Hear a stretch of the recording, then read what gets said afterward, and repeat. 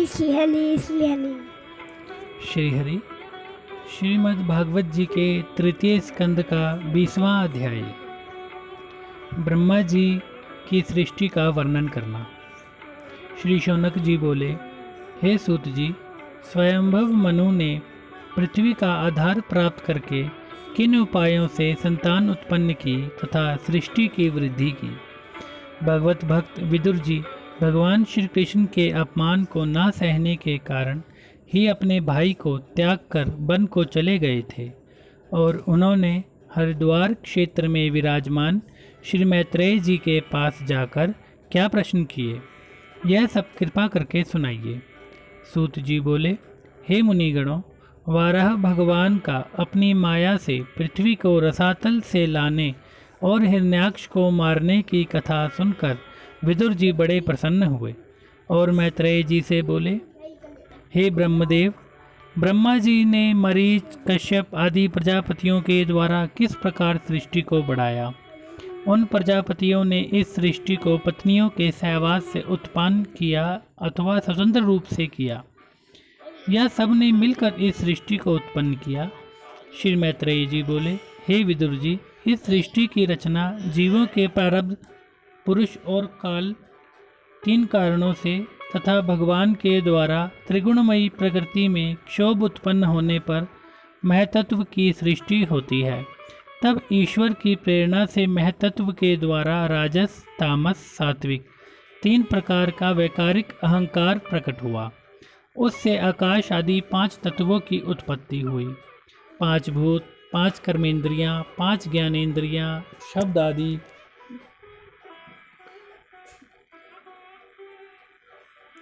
पांच तन्मात्राएं तथा इन इंद्रियों के अधिष्ठाता देवता आदि, ये तत्व अलग अलग एक दूसरे के योग से उत्पन्न हुए। जब इन तत्वों से सृष्टि की रचना न हो सकी, तब भगवान ने उनमें अपनी चेतन शक्ति डालकर उनको परस्पर संगति किया। तब एक स्वर्णमय अंडे की सृष्टि हुई। वह अंडा चेतन शून्य होकर 1 सहस्त्र वर्ष तक जल में पड़ा रहा। तब उस अंडे में प्राण रूप से भगवान प्रविष्ट हुए। उसके फटने पर विराट पुरुष की उत्पत्ति हुई। उनकी नाभि में से एक कमल उत्पन्न हुआ। उन्हीं कमल से ब्रह्मा जी का प्रादुर्भाव हुआ। उन आदि पुरुष भगवान ने ब्रह्मा जी के हृदय में प्रवेश करके उनके द्वारा पूर्व काल की भांति सृष्टि की रचना की। सर्वप्रथम ब्रह्मा जी ने अपनी माया से तामेश, अंधतामेश, तम मोह तथा महामोह 5 अविद्याएं उत्पन्न की।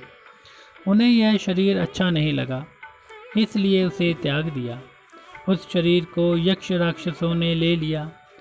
वे यक्ष राक्षस भूख प्यास से व्याकुल थे, इसलिए वे ब्रह्मा जी को खाने के लिए दौड़े। इसे खाओ, इसकी रक्षा मत करो, इस प्रकार चिल्लाते हुए आए। जिन्होंने ब्रह्मा जी को खा जाओ ऐसा कहा, वे यक्ष हुए, तथा जिन्होंने कहा रक्षा मत करो, वे राक्षस हुए। इसके पश्चात ब्रह्मा जी ने अपनी सात्विक प्रकृति से देवताओं की रक्षा की। इसके पश्चात कमर भाग से असुरों की रक्षा की। तब ब्रह्मा जी ने अपने उस पापमय शरीर को फिर त्याग दिया। उससे एक सुंदरी संध्या देवी उत्पन्न हुई। उसने अपने सौंदर्य और हाव भाव से उन असुरों को मोहित कर लिया। उन असुरों ने उस रमणी का पीछा किया और उसे ग्रहण कर लिया। तत्पश्चात अपने सौंदर्य से गंधर्वों तथा अप्सराओं को प्रकट किया और ज्योतिष्णा अर्थात चंद्रिका को प्रकट किया और अपने शरीर को फिर त्याग दिया। उसे विश्वावसु गंधर्वों ने ग्रहण कर लिया। तदनंतर ब्रह्मा जी ने चंद्रा और जम्भाई से भूत पिशाच आदि को उत्पन्न किया। इसको निद्रा भी कहते हैं। जो मनुष्य झूठे मुंह सो जाता है, उस पर भूत पिशाच आदि अपना प्रभाव डालते हैं। ब्रह्मा जी ने अपने तेज से पितरों की उत्पत्ति की तथा अपनी तिरोधान शक्ति से विद्याधरों की उत्पत्ति की। ब्रह्मा जी ने अपने प्रतिबिंब से किन्नरों तथा किम पुरुषों की उत्पत्ति की। एक समय ब्रह्मा जी सृष्टि की वृद्धि की चिंता में अपने हाथ पैर फैलाकर पड़ गए और उन्होंने क्रोधित होकर उस शरीर को त्याग दिया। उस समय उनके बाल झड़ने से तथा हाथ पैरों के सिकुड़ने से सर्प तथा नागों की उत्पत्ति हुई। एक समय ब्रह्मा जी अपने चित्त से अपने को उत्तम मनोभावों में देखने लगे। उससे मनुष्यों की उत्पत्ति हुई। उन मनुष्यों को देखकर विद्याधर, गंधर्व आदि ब्रह्मा जी की प्रार्थना करने लगे। मनुष्यों की सृष्टि अति सुंदर तथा यज्ञ आदि कर्म करने वाली हुई, जिससे देवता लोग भी प्रसन्न हुए। इसके पश्चात ब्रह्मा जी ने ऋषियों की सृष्टि विद्या, योग, तप तथा समाधि से युक्त होकर उत्पन्न की। इति श्री 20वां अध्याय। आगे 21वां अध्याय। दोहा। कर्दम ऋषि ने तप कियो, होए ब्रह्म में लीन, नारायण ने प्रसन्न हो, मुनिवर को वर दीन। विदुर जी बोले, हे मैत्रेयी जी, स्वयंभुव मनु ने मैथुन धर्म द्वारा किस प्रकार प्रजा की वृद्धि की? आपने मुझसे कहा था कि स्वयंभुव मनु के 2 पुत्र और 3 कन्याएं उत्पन्न हुई थी, जिनके नाम प्रियव्रत, उत्तानपाद, देवहूति, आकुति तथा भगवान रुचि और दक्ष प्रजापति को ब्याही हुई मनु जी की कन्याओं के वंश का विस्तार पूर्वक वर्णन कीजिए। श्री मैत्रेयी जी बोले, हे विदुर जी, श्री ब्रह्मा जी ने कर्दम ऋषि को प्रजा उत्पन्न करने के लिए आज्ञा दी। तब उन्होंने सरस्वती नदी के तट पर 10,000 वर्ष तक तपस्या की। तत्पश्चात षोडशोपचार से भगवान हरि की आराधना करने लगे। तब भगवान ने प्रसन्न होकर उन्हें अपने ब्रह्म स्वरूप का दर्शन दिया। भगवान के तेजोमय स्वरूप के दर्शन करके कर्दम ऋषि जी अति प्रसन्न हुए। भगवान के सिर पर स्वर्णमय मुकुट झिलमिला रहा था। कानों में कुंडल, 4 भुजाओं में शंख, चक्र, गदा, पद्म धारण किए हुए थे। उनकी मधुर मधुर मुस्कान कर्दम जी के संपूर्ण ताप को हर रही थी। भगवान गरुड़ जी के कंधों पर सवार थे। कर्दम जी ने उन्हें साष्टांग प्रणाम किया और हाथ जोड़कर उनकी स्तुति करने लगे। कर्दम जी बोले, हे विश्वात्मा, आप सृष्टि के आधार हैं, आप माया से परे हैं, मैं आपको प्रणाम करता हूँ। हे प्रभु, अर्थ, धर्म, काम की पूर्ति के लिए मुझे एक अर्धांगिनी प्राप्ति की इच्छा है। मैं आपकी शरण में आया हूँ, मेरी इस कामना को पूर्ण कीजिए। हे देव, मैं सदा आपकी आज्ञा का पालन करता हुआ अपने गृहस्थ जीवन को भोग सकूं। हे देव, आप काल स्वरूप हैं। ब्रह्मा इसको घुमाने की धुरी हैं। 12 मास इसके अरे हैं। 360 दिन जोड़ हैं। 6 ऋतु नेमी हैं। क्षण पल आदि इसमें धारे हैं। तीनों चातुर्मास इसकी नाभि हैं। यह काल चक्र संपूर्ण जगत की आयु को क्षीण करता हुआ सदा घूमता रहता है, किंतु भगवत जनों की आयु कभी क्षीण नहीं होती है। हे देव, आप भक्तों को विशेष सुख प्रदान इसलिए करते हैं कि जिससे हम लोग पितृ ऋण, देव ऋण, ऋषि ऋण से उऋण होकर मोक्ष प्राप्त कर सकें। आपके सगुण दर्शन मुझे प्राप्त हुए, इसलिए मुझे भोग और मोक्ष दोनों की प्राप्ति होनी चाहिए। श्री मैत्रेयी जी बोले, भगवान नारायण कर्दम की ऐसी निष्कपट स्तुति को सुनकर अपनी गंभीर वाणी में बोले, हे कर्दम जी, तुमने नियम संयम से 1000 वर्ष तक मेरा तप किया है। तुम्हारे हृदय की इच्छा को समझकर मैंने उसकी व्यवस्था पहले ही से कर दी है। मेरे प्रति किया हुआ तप कभी विफल नहीं होता है। तुम जैसे महात्माओं की उपासना तो और भी फलदायक होती है। प्रजापति ब्रह्मा के पुत्र स्वयंभव मनु ब्रह्मावर्त में सार्वभौम सम्राट हैं। उन्होंने संपूर्ण पृथ्वी को जीतकर स्ववश किया है। उनकी धर्मपत्नी शतरूपा के गर्भ से देवहूति नाम की कन्या उत्पन्न हुई है, जो यौवन, शील और गुणों में अद्वितीय है। वह तुम्हारे योग्य भार्या है। तुम उसको अपनी पत्नी बनाकर संतान उत्पन्न करो। उस पत्नी से तुम्हारे 9 कन्याएं उत्पन्न होंगी, जिनके साथ मरीचि आदि ऋषि विवाह करके पुत्र उत्पन्न करेंगे। कुछ काल पश्चात मैं भी तुम्हारे वीर्य में प्रविष्ट होकर देवहूति के गर्भ से अवतीर्ण होऊंगा तथा सांख्य शास्त्र का उपदेश करूंगा। श्री मैत्रेयी जी बोले, हे विदुर जी, भगवान नारायण कर्दम ऋषि को यह वर देकर अपने धाम को चले गए।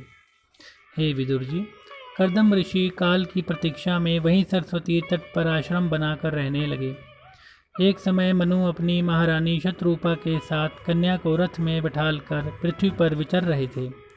जब वे सरस्वती के तट पर कर्दम ऋषि के आश्रम पर पहुँचे तब वे महर्षि को देखकर अति प्रसन्न हुए। कर्दम ऋषि अग्निहोत्र से निवृत्त होकर बैठे थे। उग्र तपस्या के कारण उनका तेज देदीप्यमान हो रहा था। शरीर लंबा, नेत्र कमल के समान सुंदर, सिर पर जटाएं व कमर में चीर शोभायमान था। स्वयंभव मनु ने कर्दम जी को प्रणाम किया तथा कर्दम जी द्वारा उचित सत्कार पाकर अति प्रसन्न हुए। तब कर्दम जी मधुर वाणी में इस प्रकार बोले, हे मनु जी, आप ब्रह्मा जी के पुत्र हैं, आप लोकपाल हैं, आप साक्षात विष्णु हैं, अनेकों रूप धारण करते हैं, आप मणि जटित रथ पर सवार हैं, आप प्रजा की रक्षा करने के लिए धनुष धारण करते हैं, आप प्रजा रक्षण में तत्पर हैं। हे वीर, कृपा कर मुझे यह बताइए कि आपका यह शुभ आगमन यहाँ किस हेतु हुआ है। मैं आपकी इच्छा पूर्ण करने का प्रयत्न करूँगा। इति श्री 21वां अध्याय। आगे 22वां अध्याय प्रारंभ। दोहा। विनय कीन मनु आए कर कर्दम ऋषि के पास, देवहूति संग व्याह करो पुजव मम्मन आस। श्री मैत्रेयी जी बोले, हे विदुर जी, कर्दम जी ने जब इस प्रकार मनु जी के कर्मों तथा उत्तम गुणों का वर्णन किया तब मनु जी बोले, हे मुनि श्रेष्ठ, आपने तप, विद्या तथा योग के द्वारा 1000 वर्ष व्यतीत किए हैं। आपका आत्मबल ब्रह्म तेज अपूर्व है। आप ब्रह्मा जी के मुख से प्रकट हुए हैं तथा हम क्षत्रिय उनकी भुजाओं से उत्पन्न हैं। दोनों एक ही शरीर से उत्पन्न होने के कारण दोनों का घनिष्ठ संबंध है। आपने प्रशंसा के रूप में अनेक राजधर्मों का उपदेश मुझे दिया है। आपके गुण और तपस्या से मैं प्रसन्न हूँ। मैं चाहता हूँ कि अपनी कन्या देवहूति, जो शील, गुण, अवस्था आदि में अद्वितीय है, उसका आप पाणी ग्रहण करें। उसने भी नारद जी के द्वारा आपके तप, विद्या, गुण आदि को सुनकर आपको पति बनाना निश्चय किया है। हे ब्रह्मदेव, मैं अपनी यह सुंदर कन्या श्रद्धा पूर्वक अर्पण करता हूँ। बुद्धिमान पुरुषों को चाहिए कि स्वयं प्राप्त भोगों का परित्याग न करें। जो मनुष्य स्वयं प्राप्त भोगों का निरादर करते हैं, उन्हें फिर उनकी प्राप्ति के लिए दूसरों के सामने हाथ पसारने पड़ते हैं। इसमें उनका निरादर तथा मान भंग होता है। आपने ब्रह्मचर्य अवस्था पूर्ण कर ली है। आप नैष्ठिक ब्रह्मचारी भी नहीं हैं। अतः मेरी कन्या को स्वीकार करके मेरी इच्छा को पूर्ण कीजिए। कर्दम जी बोले, हे आर्य, आपका यह कथन सत्य है कि मेरी विवाह करने की इच्छा है। आपकी कन्या शीलवान, गुणवान तथा अति रूपवान है, जिसे देखकर एक बार विश्वावसु गंधर्व मूर्छित होकर विमान से गिर गए थे। वही कन्या स्वयं आकर मुझसे विवाह की प्रार्थना कर रही है। इससे अधिक बढ़कर मेरे लिए और क्या सौभाग्य होगा। वह रमणी रत्न लक्ष्मी के समान है। जिन्होंने लक्ष्मी जी की आराधना नहीं की है, उन्हें तो इनके दर्शन भी प्राप्त नहीं हो सकते हैं। मैं इस शर्त के साथ विवाह करने को प्रस्तुत हूँ कि जब तक इनके संतान उत्पन्न होती रहेंगी, तब तक मैं गृहस्थ आश्रम में रहूँगा। तत्पश्चात मैं संन्यास आश्रम लेकर परमात्मा में लीन हो जाऊँगा। श्री मैत्रेयी जी बोले, हे विदुर जी, इतना कहकर मुनिवर कर्दम जी चुप हो गए। मनु जी ने अपनी कन्या और अपनी पत्नी की अनुमति लेकर देवहूति का विवाह कर्दम जी के साथ कर दिया। महारानी शतरूपा ने अनंत धन, वस्त्र, आभूषण दामाद को दहेज में दिए। इस प्रकार देवहूति का विवाह कर्दम जी के साथ संपन्न करके मनु जी अपनी बहिष्मती पुरी को चले आए। वे सदा भगवत परायण रहते थे। भोगों में उनकी लालसा कदापि नहीं रहती थी। मनु जी से मनु संहिता भी बनाई, जिसमें वर्णाश्रम, धर्म आदि समस्त नियमों का वर्णन किया है। इति श्री 22वां अध्याय। अति श्री 23वां अध्याय प्रारंभ। दोहा।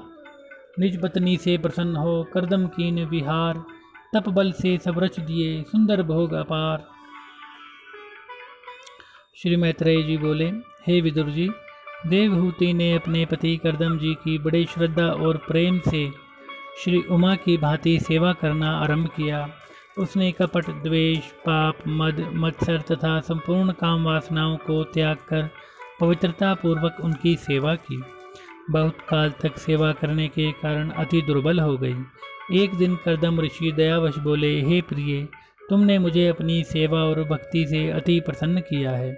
तुम्हारा शरीर भी अति क्षीण हो गया है। इस कारण मैंने जो कुछ भी तप, योग, उपासना आदि की है, उन पर तुम्हारा भी अधिकार हो गया है। तुम मेरे से दिव्य दृष्टि प्राप्त कर मेरे ऐश्वर्य को देखो।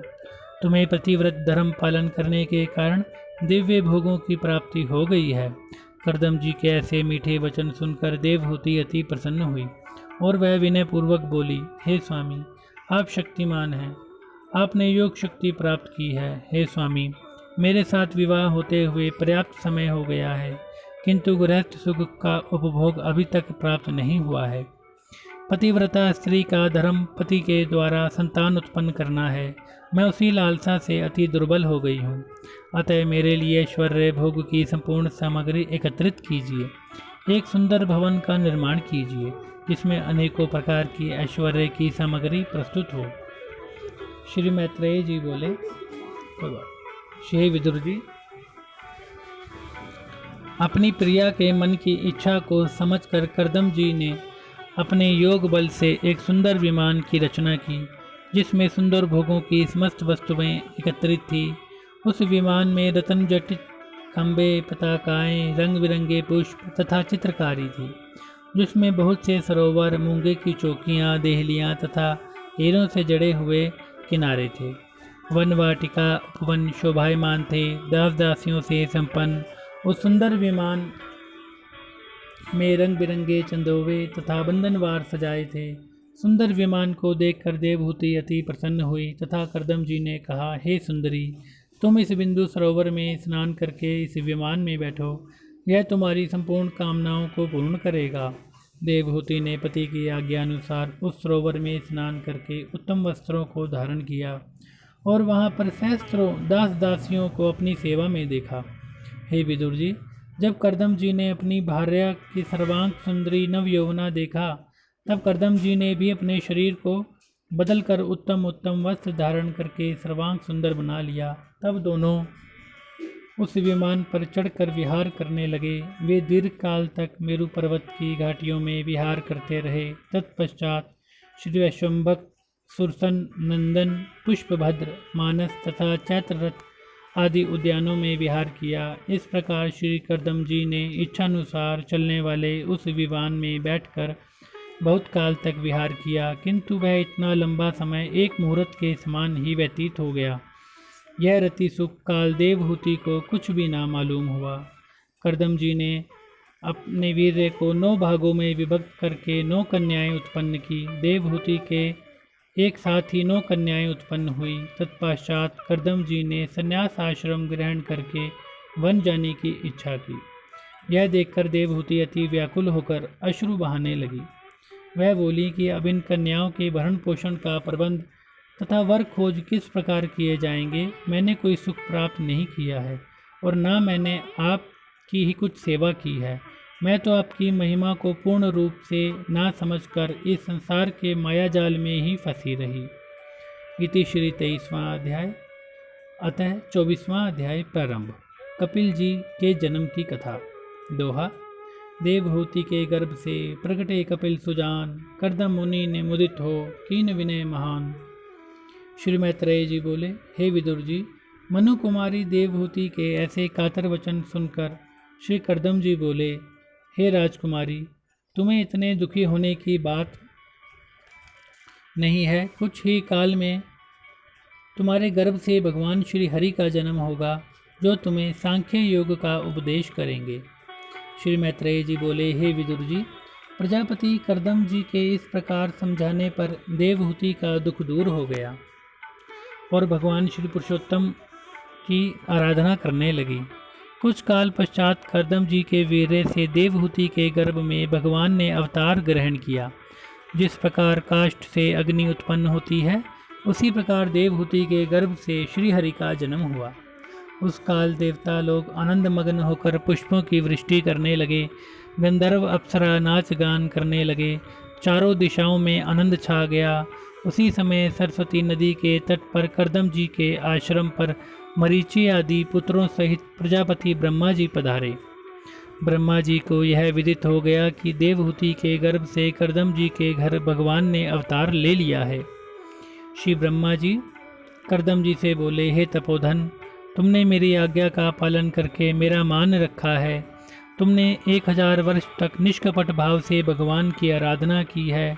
इसी तप के बल से स्वयं आदि पुरुष भगवान ने आपके यहाँ अवतार लिया है।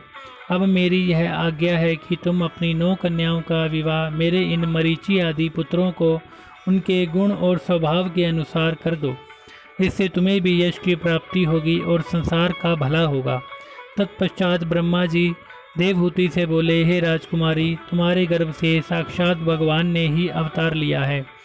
वे तुम्हारे अज्ञान रूपी मोह को अपनी ज्ञान से नष्ट करके कीर्ति का विस्तार करेंगे तथा संपूर्ण जगत में कपिल नाम से प्रसिद्ध होंगे। श्री मैत्रेयी जी बोले, हे विदुर जी, जगत पिता ब्रह्मा जी श्री कर्दम जी तथा देवहूति को समझाकर तथा अपने पुत्रों को वहीं छोड़कर लोक को चले गए। कर्दम जी ने उनके स्वभाव और गुणों के अनुसार ब्रह्मा जी की आज्ञा मानकर मरीचि आदि ब्रह्म ऋषियों के साथ अपनी पुत्रियों का विवाह कर दिया। कला का विवाह मरीचि के साथ, अनुसुईया का विवाह अत्रि जी के साथ, श्रद्धा जी का विवाह अंगिरा जी के साथ, हविर्भू का पुलस्त्य जी के साथ, गति जी का पुलह जी के साथ, क्रिया जी का क्रतु जी के साथ, ख्याति जी का भृगु जी के साथ, अरुंधति जी का वशिष्ठ जी के साथ, विकन्या शांति का विवाह अथर्व ऋषि जी के साथ, कर्दम जी तथा देवहूति ने उन विवाहित ऋषियों का बड़ा सत्कार किया तथा सम्मान के साथ उन्हें विदा कर दिया। वे ऋषि लोग अपनी अपनी पत्नियों के साथ प्रसन्नता पूर्वक अपने अपने स्थानों को चले गए। श्री कर्दम जी यह जानकर कि मेरे यहाँ भगवान ने अवतार लिया है, वे एकांत में उनके निकट गए और इस प्रकार बोले, हे जगत के स्वामी, आपने मुझे मेरे यहाँ जन्म लेने का वरदान दिया था। उसी वचन को सत्य करने के लिए आपने यह सगुण रूप धारण किया है। आपका यह अवतार सांख्य योग के उपदेश के हेतु ही हुआ है। यह ज्ञान लोकों में प्रायः लुप्त सा होता जा रहा है। उसका पुनरुद्धार इस लोक में आपके द्वारा होगा। आप ऐश्वर्य, वैराग्य, ज्ञान, वीर्य तथा षट ऐश्वर्यों से युक्त हो। आप ही परब्रह्म, सनातन तथा आदि शक्ति हो। मैं आपको प्रणाम करता हूँ। यह संपूर्ण ब्रह्मांड, प्रकृति, महतत्व, काल, प्रजापति, ब्रह्मा, तीनों अहंकार आदि सभी तत्व आप ही से उत्पन्न हुए हैं। यह संपूर्ण लोक तथा लोकपाल मनु आदि आप ही के अंश रूप हैं। हे लोकेश्वर, मैं अब अपने सभी करने योग्य कर्मों से निवृत्त हो चुका हूँ। देव ऋण, पितृ ऋण तथा मातृ ऋण, इन सब से उऋण हो चुका हूँ। केवल मेरी इच्छा है कि अब संन्यास मार्ग को स्वीकार करके आपकी आराधना करता रहूँ। अतः हे स्वामी, अब मुझे आज्ञा प्रदान कीजिए। श्री कर्दम जी के वचन सुनकर कपिल जी बोले, हे महामुने, मैंने अपने वचनों को पूर्ण करने के लिए तुम्हारे यहाँ अवतार लिया है। वैदिक लौकिक सभी प्रकार के कर्म मेरे ही तक पहुँचने के साधन हैं। मेरा यह जन्म तत्वज्ञानियों के लिए आत्मदर्शन तथा तत्व का सही सही निरूपण करने के लिए हेतु हुआ है, क्योंकि यह आत्मज्ञान चिरकाल से लुप्त सा हो गया है। हे महामते, मैं आपको सहर्ष आज्ञा देता हूँ। आप निष्काम भाव से अपनी इच्छा अनुसार कर्म करते हुए संसार में विचरो। संपूर्ण कर्मों का फल मुझे अर्पण करके मेरी आराधना करो। मैं ही परम तत्व तथा स्वयं प्रकाश परमात्मा हूँ। तुम्हें मेरा साक्षात्कार प्राप्त होने पर परम पद की प्राप्ति होगी। मैं माता देवहूति को भी सांख्य योग का उपदेश करूँगा, जिससे यह भी संसार सागर से पार हो जाएंगी। श्री मैत्रेय जी बोले, हे विदुर जी, कपिल भगवान से आज्ञा प्राप्त करके कर्दम जी ने उनकी परिक्रमा की और फिर वन की ओर चल दिए। श्री कर्दम जी ने अहंकार, ममता तथा संपूर्ण द्वंद्वों को त्याग कर परब्रह्म में ध्यान लगा दिया। उनका चित्त तरंगहीन सरोवर की भांति शांत हो गया। भगवत भक्ति के द्वारा उनका चित्त स्थिर हो गया। उन्हें समत भाव से सब में आत्मा का भास होने लगा। संपूर्ण भूतों में परमात्मा को देखने लगे। इस प्रकार भगवत परायण होकर श्री कर्दम जी ने परमात्मा तत्व की प्राप्ति कर ली तथा मोक्ष को प्राप्त हो गए। इति श्री 24वां अध्याय। श्री हरि श्री हरि श्री हरि श्री हरि। श्री हरि।